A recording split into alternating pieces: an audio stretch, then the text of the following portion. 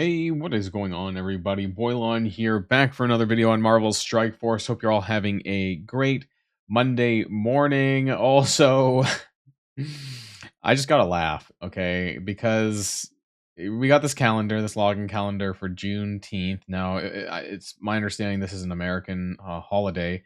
That being said, like, why does ID login NA June? Why why does this happen? Why can't they just like have proper coding, why why that's it. That's it. Just why does this game exist? I don't know. Why how do they get away with all this stuff? Who knows? Because people keep throwing money at them, I guess.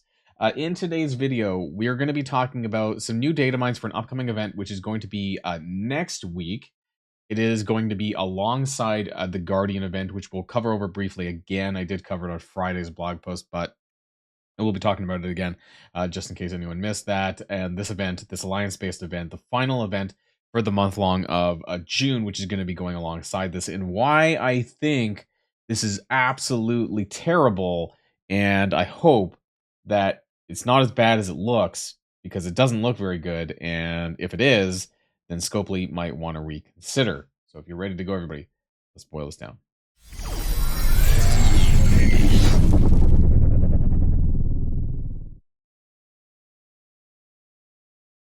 Okay, so I'm going to bring you to my data mine section, of course, on my Discord server. Let's do this one. So we'll just really briefly cover the Guardian thing again. That's next Monday on Guard for Thee.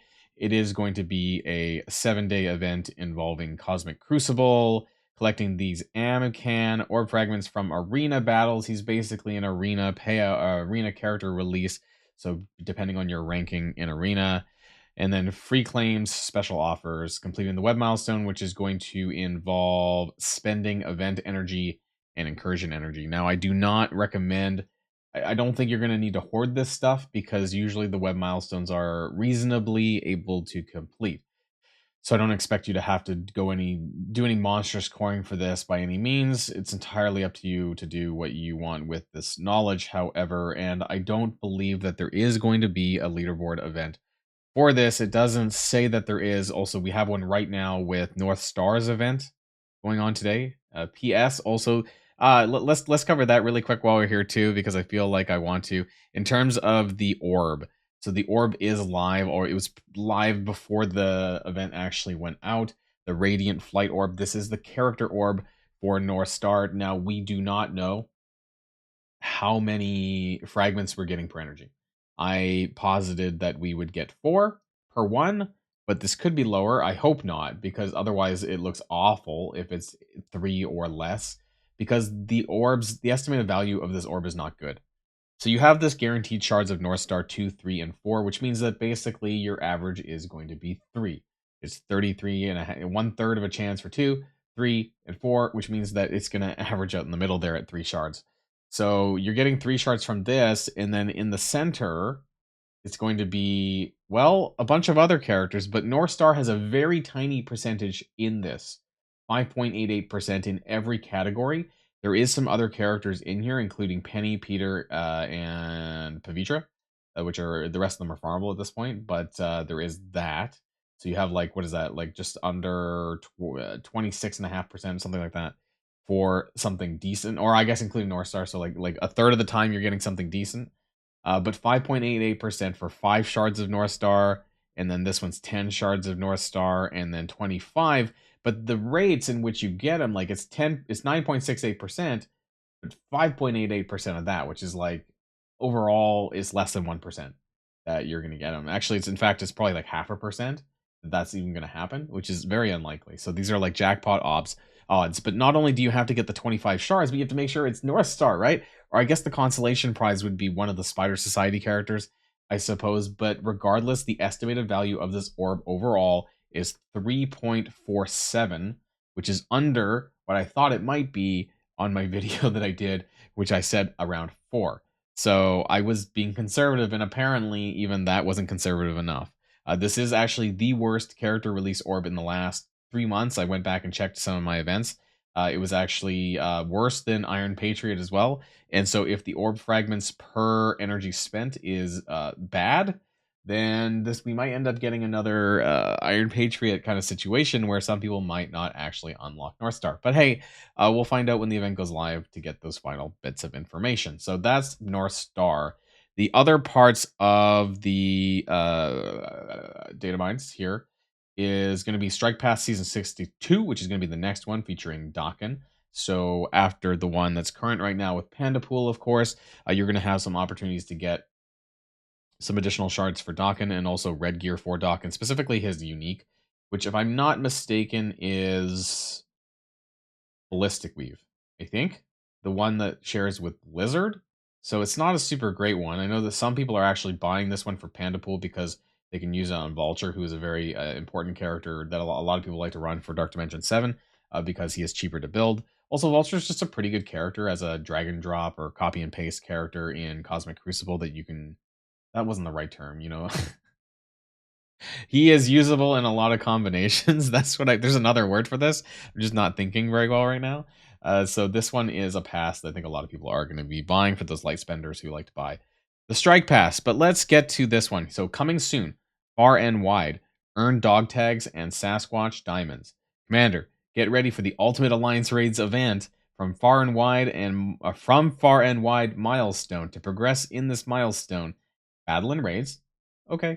Collect milestone points on Spotlight raids, Spotlight raid nodes, and collect allied supply or fragments. So that's fine. Like, that's going to be from the free claim. We know that.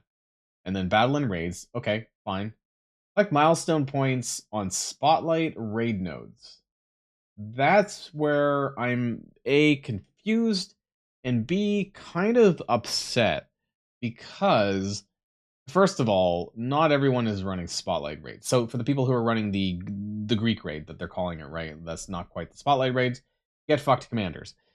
Now, if you are running the Spotlight raids, it's very unlikely that most people are going to have access to the Alpha Flight nodes. So next Monday, which is when this event goes live, you're going to have the Guardian free-to-play event starting, which means, and he's a 100 shard unlock. So let's be real. You're probably not unlocking Guardian until the latter half of the event, which is going to be 4, maybe 5 days on from the start.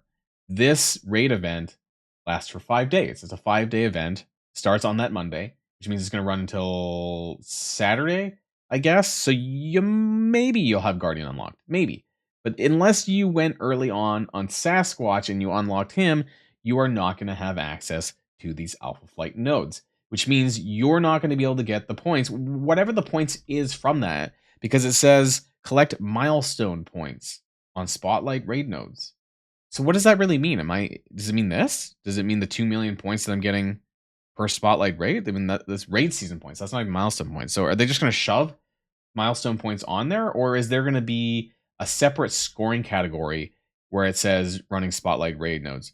Keep in mind that this is not specifically to the Alpha Flight nodes. I should have said that in the beginning, actually. So you will get some points for clearing the regular nodes and the Spider Society nodes. But anybody at all who has access to the Alpha Flight nodes are automatically going to do better. Because the points when the raid battles, that's normally capped, right? There's some sort of limit that you're not going to be able to breach. And so the rest of that is going to be coming from these Spotlight raid nodes, which is going to come realistically from the Alpha Flight nodes. So anyone who has access to the Alpha Flight nodes are going to be, by virtue, going to score better in an alliance-based leaderboard. It's a leaderboard than everyone else.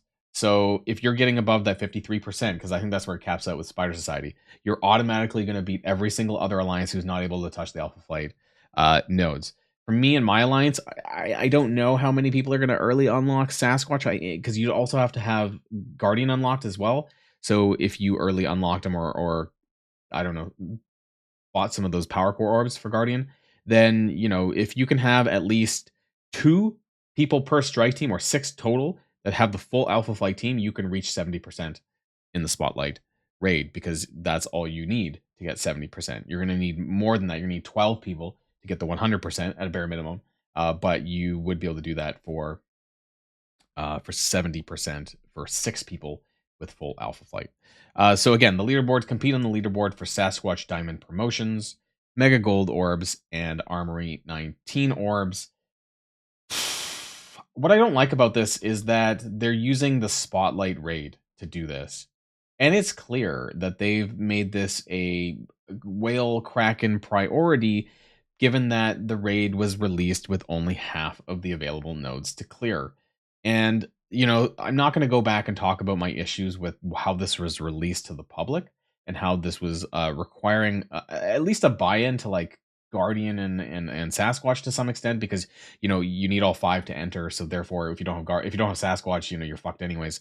But I don't like how they did this, and I don't like that they keep pushing this. This gives me some Old Man Logan vibes. Whereas, like, if you were able to get access to the 5 and 6 star nodes in the Old Man Logan trial, you would automatically score better than everyone else. And that's kind of how I'm feeling about this alliance based event, where it's a leaderboard that everyone is going to potentially get diamonds. It maybe my alliance with like 6 or 7 people with alpha flight, I'm going to score better than everyone else, and I'm going to somehow make it into the 1 diamond payout. Who knows, right? Maybe top 1000 gets a 1 diamond, and however it scales from there. It doesn't really matter. It's just the fact that it's kind of scummy, in my opinion, to use Spotlight raid nodes at all as some sort of scoring mechanism for a leaderboard event. That's just my thoughts, because it's not fair across the board. That would be like putting, I don't know, Incursion 2 in there, or Incursion at all in a leaderboard event, in some sort of alliance-based event, which fucks anyone who's not doing that raid. Just my opinions. I think it's scummy. Also, finally, this one's a weird one. I think this is going to be for this coming weekend. Weekend surprise. Log in Saturday for a special 2-day treat. Enjoy a weekend burst of rewards for logging in. When you log in Saturday, you'll unlock a special 2-day calendar, Saturday and Sunday. We don't know what it is, and I have no idea what this is about, but just wanted to raise that there for you. So let me know what you think in the comments down below. Is this part of the course for Scopely?